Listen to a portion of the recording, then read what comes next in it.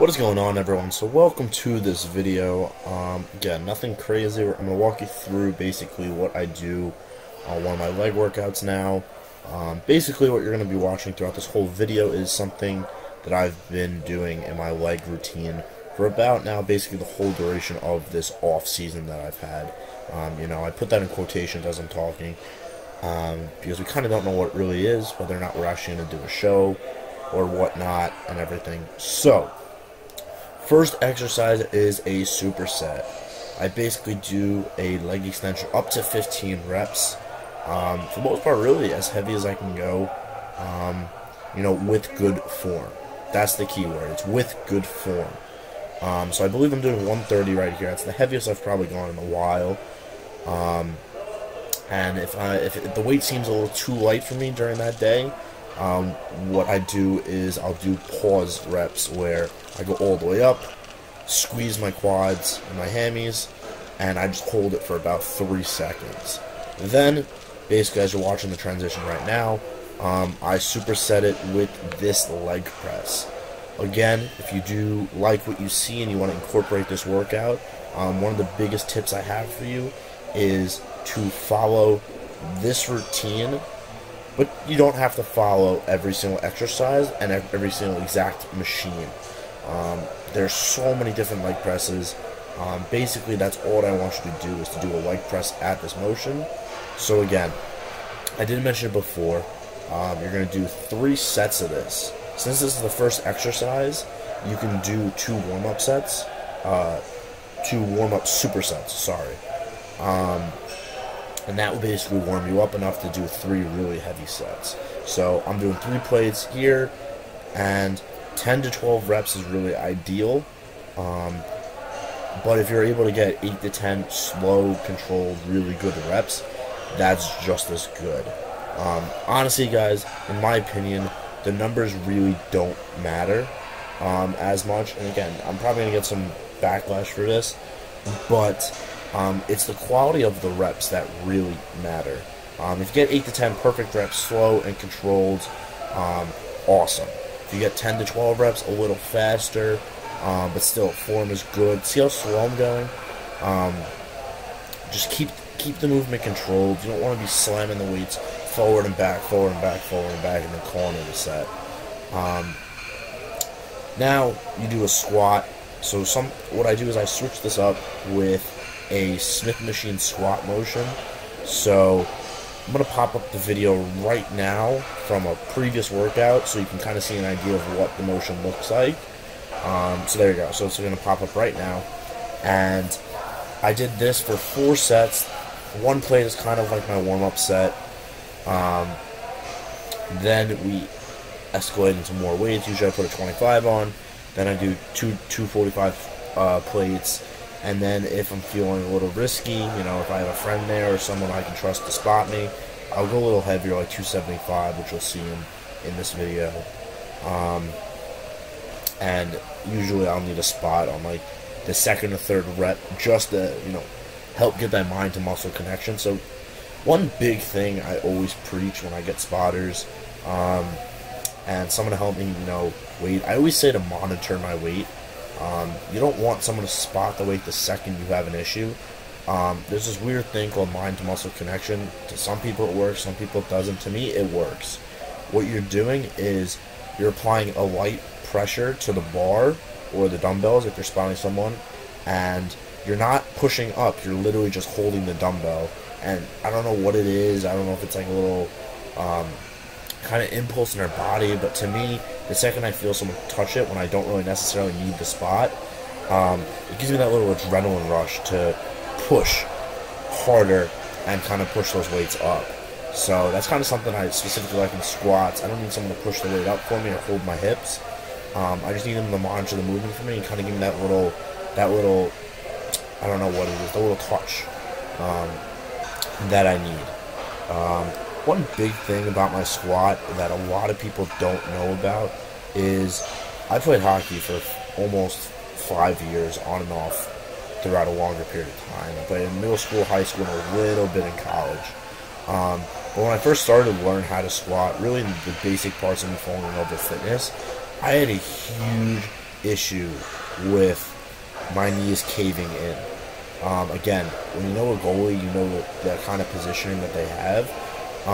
So the second my legs start to go down, my knees would come in like that motion that I had that muscle memory from, of the pads stacking down on the ice, that I did for so many years. Took me a while to get out of that, kind of really work from the bottom up again, go back to lower weight, really focus on form, and then slowly going up to weight.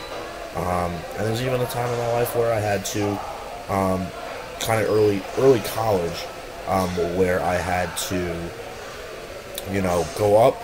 I realized I wasn't doing squats properly, and I go all the way back down to the basics, and start basically all over again. So, basically, you just saw me kind of really attempt 275 with that random guy who spotted me. Thank you to him if you're watching this. Basically, what I like to do is if I really struggle with a set, it's not just squats, any type of exercise throughout any muscle group, I'll go against my kind of like little rules of how many sets to do, and I'll do an extra set. I'll completely lower the weight to something that's heavy enough, but not to the point where it's just like me bopping up and down super easy because it's so light. And this is an opportunity where I do kind of like a hold at the bottom or at the full, where you really need to squeeze those muscles. So here at this point, it's at the bottom. I held there for about 3 seconds, and yeah, it really burns. You're gonna feel it. It kind of makes up for that one super heavy set you only did 4 reps on, or 6 reps, however many you do.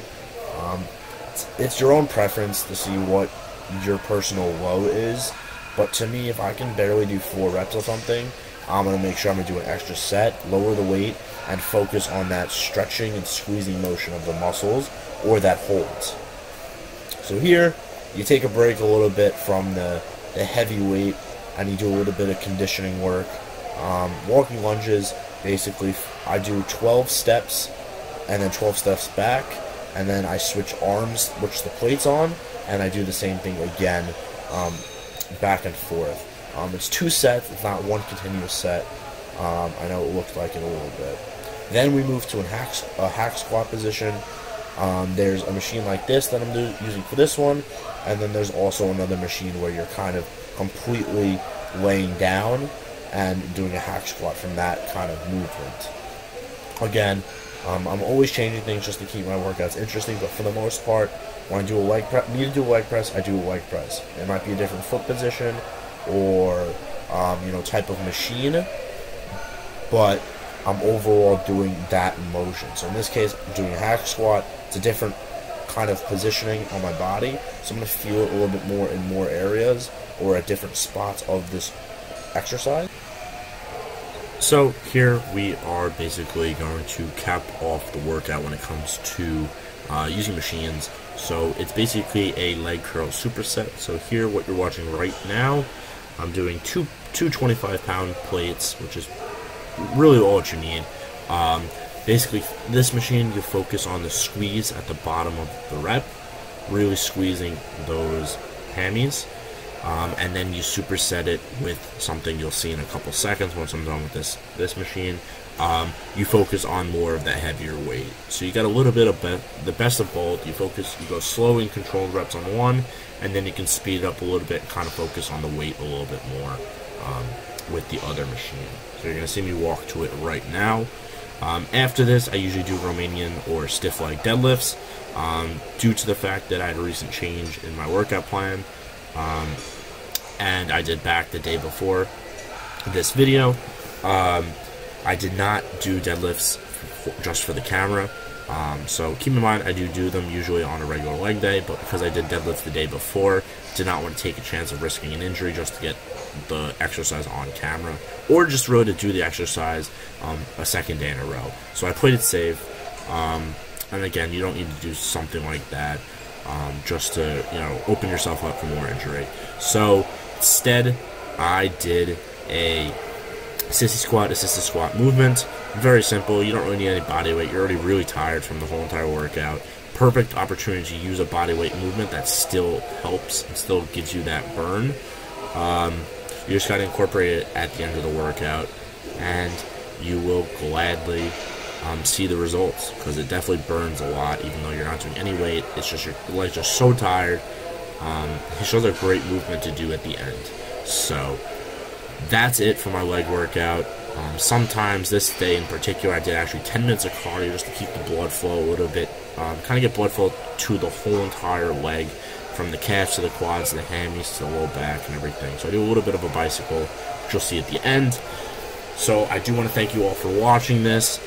If I did motivate you to incorporate some of these exercises in your leg routine, awesome. If not, I just wanted to show you what my leg routine actually does look like. So if you guys liked the video, give it a thumbs up. If there was something you noticed you wanted to give me a question, just comment down below. I answer them always. So hope you guys enjoy the rest of the video, and I hope you enjoy.